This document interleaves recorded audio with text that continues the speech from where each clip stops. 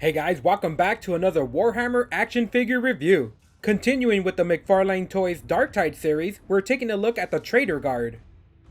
On the back of the box we have a picture of the figure itself with no other information like the other figures in the wave or lore on the figure. On the side of the package we have a close-up of the figure with its name. Like all other McFarlane figures, this figure can be easily removed from the box without having to tear any packaging open. But in order to get the standout, you will have to cut open the plastic attached to the box.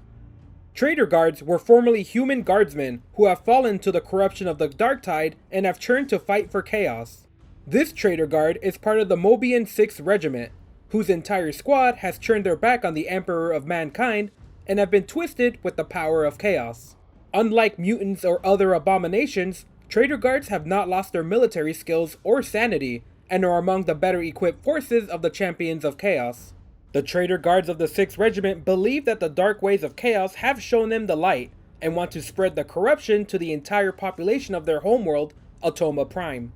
This unnamed soldier is an enemy you can fight against in the Warhammer Darktide video game. Let's check out some details. We immediately notice the twisted and undead face of the Traitor Guard, with its skin rotting and dried. The white eyes are surrounded by dark baggy skin, we have a missing nose, and teeth exposed from missing lips. Being worn on the head is a large spiked black helmet, large enough to cover both sides of the head. On the side we can get a better look at the top of the helmet, where a plume of hair drapes down.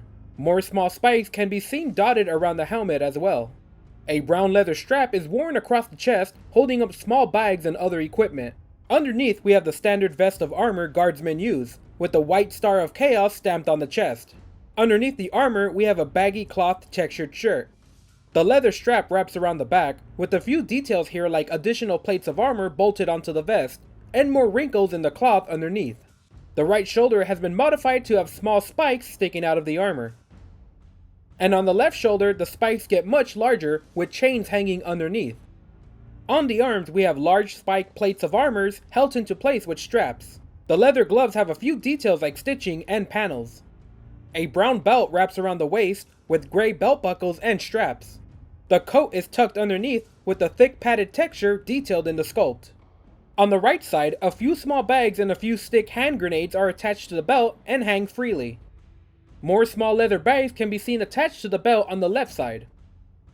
Black pouches attached to the thigh on the right, held into place with a few straps. The pants are textured with the baggy sculpt tucked into the armor. And over on the left side we have a large pocket detailed into the legs. The knees and legs are protected with plates of armor, as seen on the Veteran Guardsmen as well.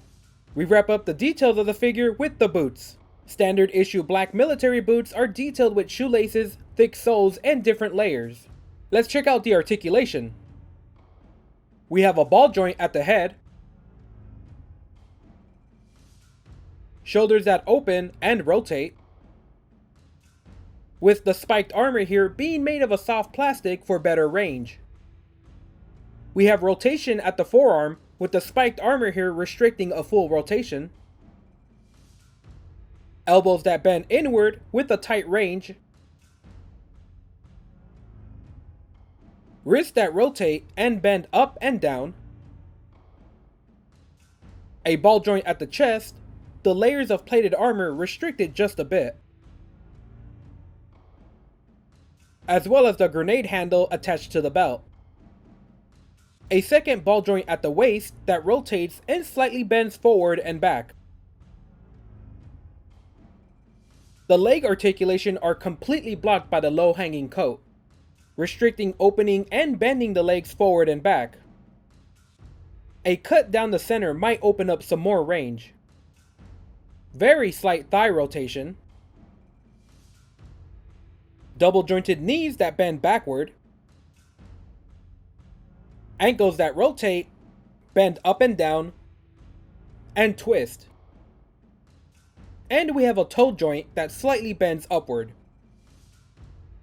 Like the Veteran Guard, the Traitor Guard stands at 6.5 inches, standing slightly shorter than the rest of the Warhammer figures in the same series. I've set the figure up next to a few other figures to get a better feel on where the Traitor Guard fits into other collections.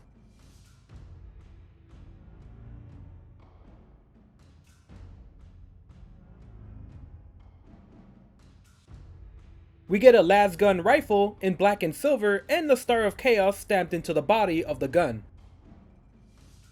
And we get the usual McFarlane stand with the Warhammer logo on it. The Traitor Guard is another human-sized figure to increase your squad of bad guys for the Warhammer collection. McFarlane Toys did a great job using the body of the Veteran Guard and giving it a few new parts to make it into a unique looking figure.